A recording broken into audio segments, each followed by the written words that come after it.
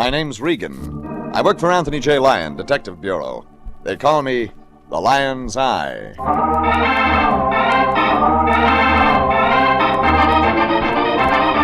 Sunday at 8:30 and CBS brings you Jeff Regan, Investigator, starring Frank Graham as Regan with Frank Nelson as Anthony J. Lyon. So stand by for mystery and suspense and adventure in tonight's transcribed story, The British Are Coming.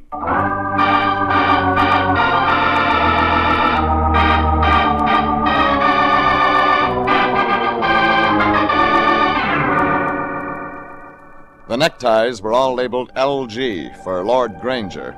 Only Granger wasn't a lord, and the Fallards tied us neatly into a case of champagne suppers, a Narcissus complex, and a man who wanted people around when he committed murder. I just finished a double-decked hamburger and 2 cups of coffee at a Beverly Boulevard drive-in, so I was feeling pretty good when I checked in with my boss, the Lion, at the Detective Bureau.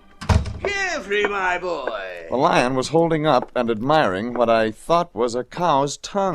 Beautiful, beautiful. What is that? A necktie, my boy. A Lord Granger original. This necktie is number 3. See, it's marked. There's only one of its kind in the world. Maybe because only one guy in the world would wear it.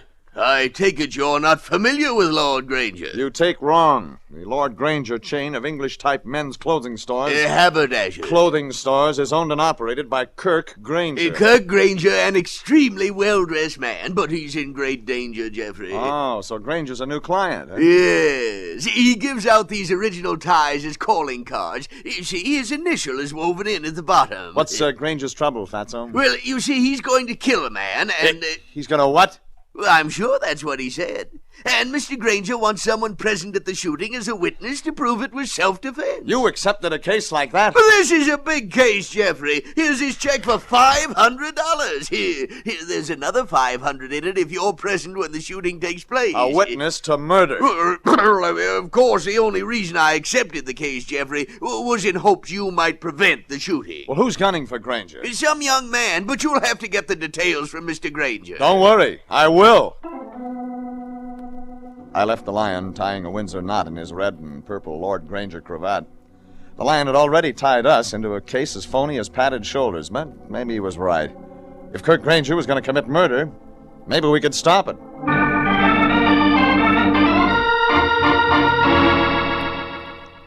Headquarters for the Lord Granger chain of shops was in Beverly Hills, just off the main drag. Aloof and very British, with a roll of tweed and abrasive bagpipes in the front display window. Inside the shop, it smelled of fine woolens and leather. I asked a doddering clerk with crumpets on his breath where I might find the offices. He finally managed... I say... and pointed toward an elevator so conservative it was almost invisible. On the second floor, I asked an office girl wearing black watch plaid where I might find Kirk Granger. Being fitted, don't you know? I didn't, but he was. I found Kirk Granger in the fitting room.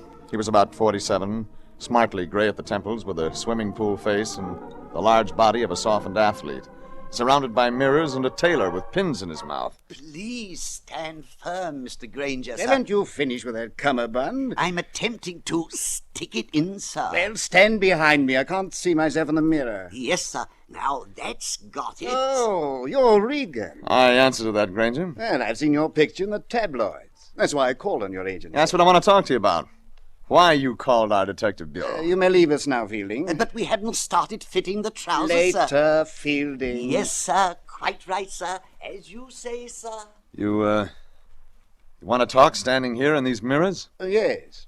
You see, standing here in this one position, I can see both my sides, my front, and my back. Well, as good a reason as any. Would you stand to one side, please? Oh, sure. You were blocking the light. Now, to business. That's what I had in mind. You see, Mr. Regan, I'm going to kill a man. Just like that. Yes. And as I told the Lion... Oh, I say they call you the Lion's Eye, don't they? Very amusing. And gets laughs at parties. Well, there's only one thing I need to make my killing complete. That is? A witness to testify that I shot in self-defense. You see, I have no desire to go to the gas chamber. That's plausible. Is there any particular evening you're free, Mr. Regan? I want to kill the men at your convenience. Oh, decent of you. Oh, not at all. It's just that I wouldn't want you to break off a date or anything like that. Who is this lucky fellow you're going to kill? Have you told him about it, or is it going to be a surprise? course I haven't told him. Mm-hmm. Maybe he won't be able to keep your appointment. Oh, he'll keep it all right. Any time I'm ready. You mind my asking the prospective victim's name? James Benson. He manages my shop on the Miracle Mile. Uh-huh. You won't mind if I have a chat with Benson? Oh, of course not. But when he's dead, you're liable to feel a little sentimental about it. Huh? He's a very nice boy, a little high-strung, perhaps, and you're liable to become emotionally involved. I'll risk it. Then I'll call you when I'm ready for the kill. One thing, Granger, you obviously have money. Pots. So you're killing Benson because of a woman.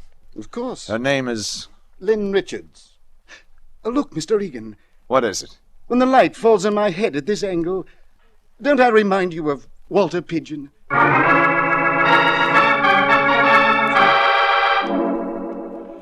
Kirk Granger was lost in a well-tailored world all his own. I didn't want to break the spell or Granger, so I walked out toward the clear light of the street. Number one on my list of persons to see was Lynn Richards, the woman in the case.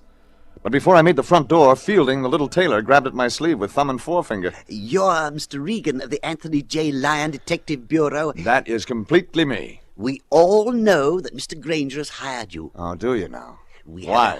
We have our suspicions that it is to protect the person of Mr. Granger, act as his bodyguard, as it were. I'm sorry, but I can't discuss a client's business, Fielding. Mr. Regan, listen, as a craftsman, a tailor, I know that Mr. Granger sometimes uses local tweeds and has British labels sewn in them. His character is of the very worst. What's your point, Fielding? If anyone does serious harm to Mr. Granger, would you note details so that we, the members of his staff, might recount them at our picnic the day of his funeral? I couldn't promise anything, but I said I'd keep an open mind. Then I asked Fielding if he knew Lynn Richards. He did. Lynn Richards was an employee of Kirk Granger, stationed right on the premises. In fact, right upstairs. She was the girl I'd met wearing the Black Watch plaid.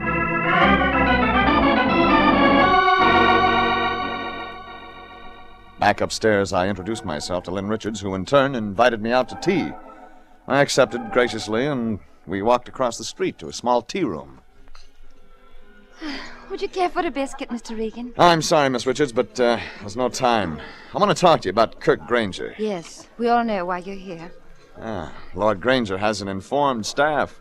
Oh, I just like talking about my employer, Mr. Regan, but if I were to say he is something of a cad, I shouldn't be far from the point.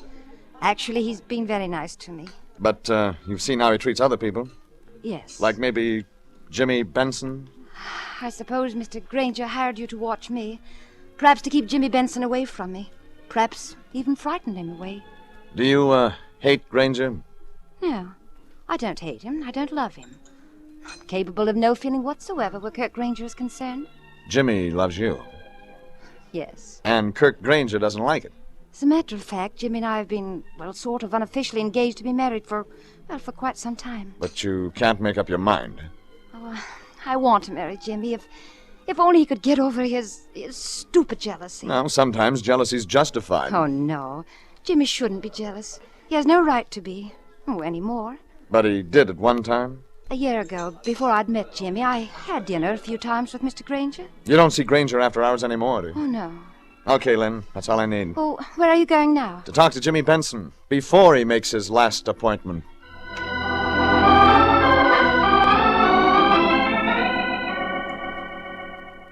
I got Benson's home address from Lynn. I waited until he had a chance to get home from work, maybe 6 o'clock, then I went to his place. It was a trim, boxy boarding house in the older stretch of Wilshire Boulevard. Front door was locked. I rang. The woman that opened the door looked like a landlady. She had a mop in her right hand, a jailer's ring of keys at her belt, while with her left hand she attempted to push her sliding hair straight on her head. You want a room? I'm looking for... That's nice. We're famous for our home-cooked meals. Come in.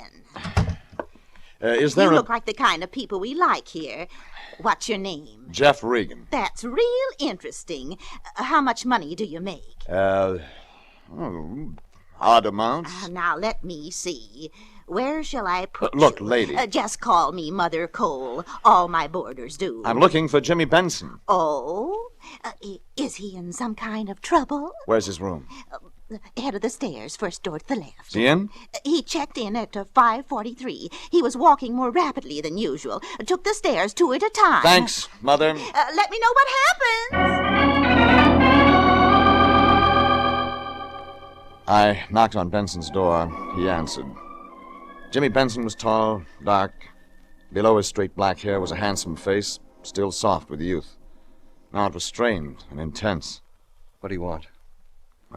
Talk with you. I don't know you. Mind if I come in? My name's Regan, I'm a private investigator.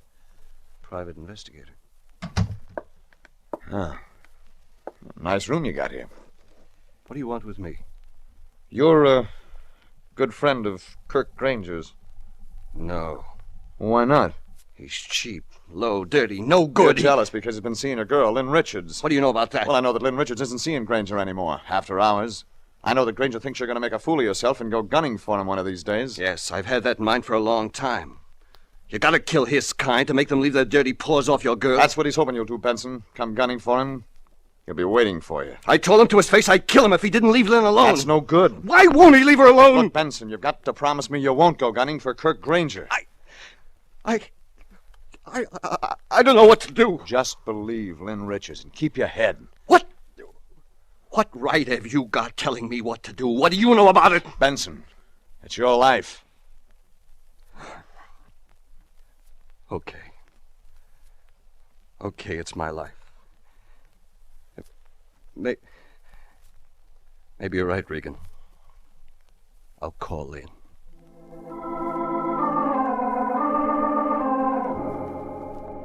Just before I closed Jimmy Benson's door on the way out, I heard him make a dinner date with Lynn Richards for that night. So it looked like everything was going to be fine. But that was before I received a phone call a few hours later, at 9 o'clock.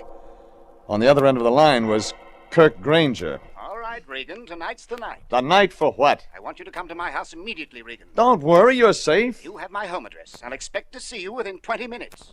Okay, Granger, you paid for it. I'll be right out. Hurry. I want you to get here before Jimmy Benson. You think you'll be there tonight?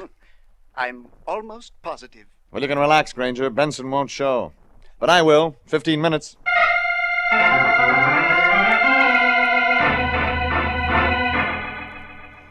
Kirk Granger's house was a replica of an English country house, complete to walls hidden in ivy. Ivy that now showed black in the moonlight. There was no doorbell, just a bronze coat of arms that served as a door knocker. I knocked. Nothing. I tried the doorknob. The house was locked tight. Everything was dark. And then I noticed a light reflected on the leaves of a tree toward the side of the house. I walked back along the path toward the light. There was an open door leading to a garden. I stepped into the light of the doorway and felt a gun in my ribs. Oh. It's you, Regan. Put the gun away, Granger. Yes, sir. But you won't mind if I keep it handy? That's your business. When I heard the noise on the path, I thought it might be... Jimmy Benson. Yes. You didn't want to shoot because there'd be no witness. That's right. I was merely going to keep Benson alive until you arrive.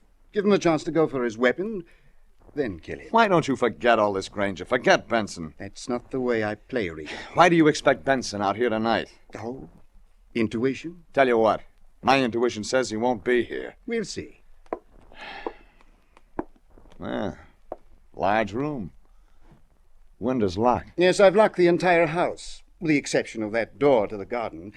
We have to have air. Well, it helps. This must be your study. Yes, you're observant. Mm-hmm. Hey, you like mirrors. Vanity. I have them on every door, Regan. Oh, how do you like the drape of this smoking jacket? Very smart. If you don't mind, I'll just sit at this desk. Anything you like. It's going to be a long night. Fine. I'll just lay my revolver here on the desk in front of me. You won't need it, Granger. We'll see. All right. We'll both wait and see.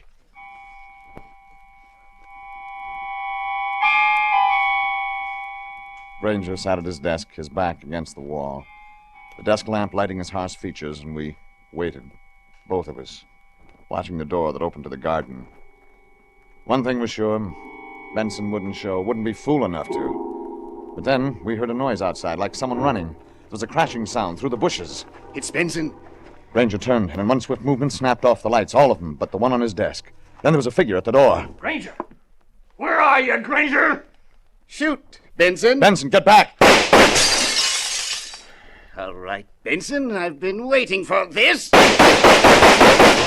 room went white and red like heat lightning. I ran for the light switch. But now, it was too late. All right, Regan. You're my witness. He tried to kill me. I fired in self-defense. A man lay on the floor, face down. I turned him over. It was Jimmy Benson, and he was dead.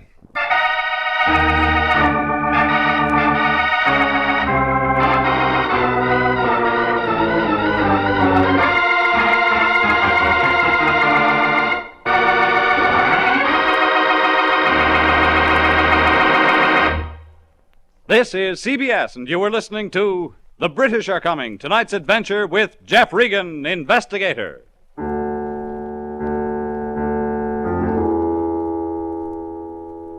It started when a man named Granger hired the Lion and me to witness a murder. That's right, murder. Only Granger told it another way. He said a kid named Benson was gunning for him, and he was going to gun right back. He wanted us around to make sure it was self-defense. Granger was right. Benson did come gunning, and Granger was waiting for him. And Granger's aim was better. I told that to Police Lieutenant Canto as he stood looking over the body of Benson, munching his usual candy bar. And, you say you were standing right here when it happened, Regan? That's right. Here, you want a bite? No, thanks. And, the dead man, Benson, he came in the French door shooting? He saw Granger and opened up. Granger fired back. Granger was a lucky man, Regan. Not so lucky. What do you mean by that? He had his gun ready, Candid, real ready. He knew the score. Still, Granger was lucky the boy's shots went so wild. Maybe you got something. Okay, Regan. What's eating you? Candid, doesn't it seem odd that Granger fired perfect shots in semi-darkness, yet Benson couldn't even hit the right side of the room? Maybe Granger had been practicing. Maybe it's even better than that.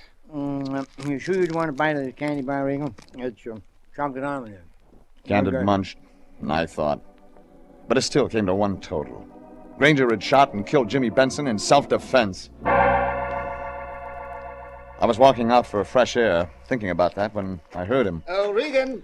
Oh, Granger. I want to talk to you. Police through with you already? It's an open and shut case, Regan. Thanks for your kind assistance. Leave me out of it. Oh, on the contrary, I couldn't have done without you. You've earned the other 500, Regan. You haven't seen the coroner's jury yet. A mere formality. Here. You're eager to be sure, aren't you, Granger? I hired certain services. Those services have been rendered to my satisfaction. Take the money. Suppose I tell you I think your self-defense plea is phony. What you think doesn't matter.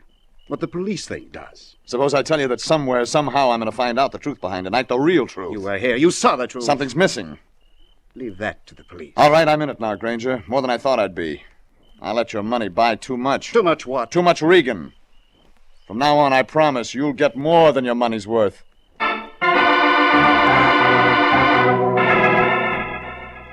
I left the well-dressed Mr. Granger sputtering over his open billfold.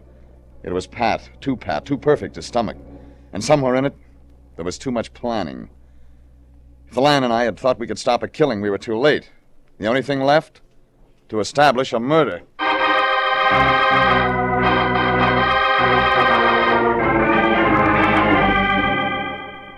It was the next afternoon before I got something worth working on. I drove down Wilshire to the trim, boxy boarding house where I'd met James Benson. Out on the steps was the person I wanted to see. Mother Cole, sweeping leaves with a battered broom. Yes? Oh, it's you again. Did you decide on that room? I wanted to talk to you about one of your boarders, James Benson. What's that? Jimmy? Oh, is he in trouble again? Benson's dead, Mrs. Cole. Jimmy? Dead? Oh, my, isn't that a shame? So young, too. Well, we all have to go sometime, don't we? Would you like to see that room, Mr. Regan? Room? The one you're interested in. Oh, it's very nice and airy, too. I could give you a special rate. Well, No, wait. Why, you could have Jimmy Benson's room if you liked. It's the best one in the house. Benson? Yeah. Yeah, Benson's room. Maybe I'll take a look at that, Mrs. Cole. I followed the landlady up the stairs to Benson's room. Mrs. Cole unlocked the door and gave me the complete tour. Then she beamed proudly. Well, you take just as much time as you like, Mr. Regan. I'm sure you'll decide on it. And I was in the room alone, looking at the neatness of it. At the studio couch a dead man wouldn't be sleeping on. At the telephone, at the desk still open. And then I found plenty. A date book, dated 1947, but with entries made yesterday, the day before. A date book that had become a diary. I read it, the entries about Granger, about Lynn Richards. Jealousy raging on every page. Until the last entry, yesterday's. And that's the one that made me stop. It said, "He says it will be tonight. He can't have her. I'll show him." I grabbed up the date book and left in a hurry.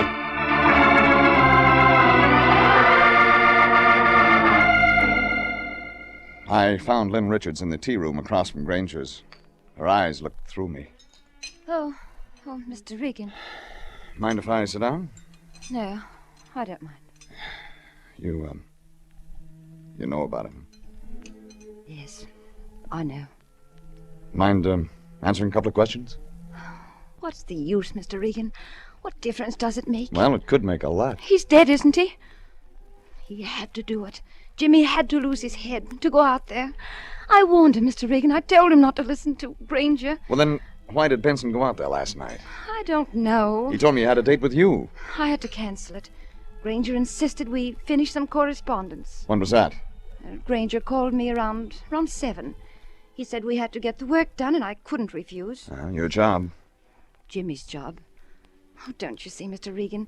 If I'd refused Mr. Granger, he'd have taken it out on Jimmy. But you couldn't make Jimmy see that, huh? I was wrong. I was terribly wrong. I see that now. No job is that important. Tell me about last night. You went out to Granger's at 7. What then? We had dinner. Mr. Granger was in a good humor. He laughed about Jimmy and his jealousy. I suppose I even laughed, too. Then you went to work? No, we didn't work. What? Well, that's the odd part of it. You see, we finished dinner around 8:30, and then, just before 9, he told me to go home. What did he say when he told you to go home? It was very odd. He said, "Well, it has been a charming evening. Much too charming for work." That all? He said he wouldn't need me after all. That what he had in mind, he could set up himself. Set up? Yes, those are the words he used. Set up? Set what up? Mr. Regan, have you uncovered something? You know, sometimes there's a thin line between self-defense and murder. My job is to find that line. What made Granger certain he could outshoot James Benson? It had to be planned, to be set up, as Granger himself put it. But how? I drove down to the office of my boss, the Lion. But if I thought he had any ideas about murder, I was wrong. Jeffrey, well, come in, my boy. I was just closing for the day. Lion, can't you let that tie alone? Oh, the necktie? Just retying it for dinner. Lion, I didn't come here to talk about ties. Granger's the man I'm interested in. Yes, Jeffrey. I read about it. Dreadful. You were the first guy to talk to Granger. He told you he was going to kill a man. Yes, but of course I thought... He said it would be self-defense. Now, Lion, did he say anything about how he knew it would be self-defense? No, Jeffrey. He just said he wanted us as witnesses. I think, Lion, he must have told you something about the job. Well, you see, he handed me this tie, and... Oh, by the way, did you know I cut myself shaving this morning because of my new tie? What? It's a fact, Jeffrey. I was shaving when the mirror door to the medicine cabinet swung open, and it showed my new tie lying on the bed, and I was watching Lion, it... that's it. What's what? Did I say something? You said plenty. I'll see you later, General. Jeffrey, what is it? What did I say? Not much, Lion. Just the solution for a murder.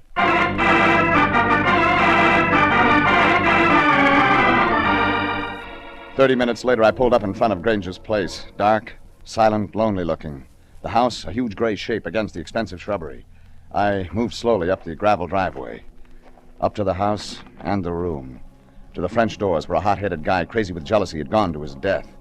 5 minutes later, I had the door open and was inside. Quickly, I moved into the big library. Circled around the heavy furniture, the drapes, the big desk. My hand felt for a light switch and found it. The desk lamp threw a shaft of light down on the desk chair. That was the first step. Next, the mirrored doors. I went over to them, swinging them in and out, finding just the right angles, always keeping in mind the desk chair with a light on it. And then I had it. A method for murder.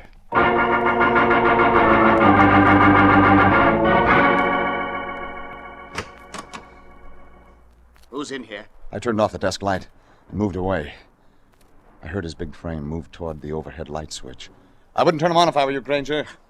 Regan. The lights might make you an easy mark. Regan, what do you want in my house? I found it, what I wanted. You're paid off. Now get out. That's the way you figured it, wasn't it, Granger? Enough money will buy anything, even a self-defense plea or a murder. Got a gun, Regan. And I got evidence. A neat arrangement of mirrors. You put a light on yourself at the desk and arranged the door mirrors. You explained the mirrors as vanity. And that even checked with what I knew about you. Only this time, you put them to use. You can't prove that. Benson came running in here and fired at mirrors, just like you knew he would. You sat back in your desk chair, knowing where he'd fire, and let him shoot. And then you killed him. You're lying. No, I'm not lying. No. Benson had a date with Lynn Richards, and at the last minute you made her come out here to work. She told Benson that, tried to explain, but to really set him off, you phoned him too. Told him you had Lynn out here at the house. Regan, you're making it up. You're trying Benson kept a diary. Yesterday's entry said, he says it will be tonight. The he is you, Granger. You phoned Benson, made sure he'd show up angry, jealous. You even locked every door to the place except the one to your study. Part of the staging, the setup you told Lynn Richards you'd arrange. Regan, I'm coming for you. I felt his movement across the room before I saw him. The dark shadows moving along the wall. The occasional creak of shoe leather or the faint brush of trousers against chair. He was moving in, and he had a gun, and I had a gun. And it was dark. I got an idea. I slipped gently along the wall, judging it carefully, guessing, hoping for the right spot. And then I flipped on the lights. There you are! Try again, Granger. Regan! Where are you? I see you! Your own trick, Granger. A scared guy shoots at mirrors and is left with an empty gun. Regan! You can call this one self-defense. Maybe the warden will loan you a mirror, Granger, so you can watch when they strap you in the chair.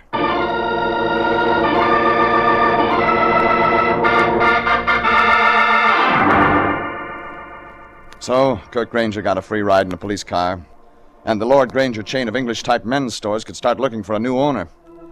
It was after lunch the next day when I checked in with my boss, the Lion. There was the Lion, not only in his brand-new tie, but complete with brand-new double-breasted navy blue pinstripe drape-shaped suit. Good afternoon, Jeffrey. Lion, you did it! What's it? I did what? You bought a new suit, General, and on you, it looks great. Well, after all, Jeffrey, we did make a big fee on this case, and our client, Mr. Granger, was so well dressed. And as head of the Lion Detective Bureau, it's your duty to look good for the company. Yes, Jeffrey, that's exactly it. It is my duty to look prosperous, to uphold the dignity. And, of course, Eddie will be glad to see it, too. Eddie? You know, Eddie, down at the drugstore. Yeah. Let's see, you owe him about $12, isn't it? Cigars, remember? And then there's Joe. Joe? At the newsstand in the corner. Let me see, you borrowed 10 from him last week. And he'll be glad to see you looking prosperous. Jeffrey, no. Oh, yeah, and then there's Mr. Johnson. The landlord. Yeah, I saw him out in the hall a minute ago. Yeah, that must be what he meant. Jeffrey, what are you talking about? What did he say? Well, he told me things must be looking up with the agency. Said something about raising the office rent. Jeffrey, quick, the closet! Too late to hide. Who wants to hide? Get me my old suit!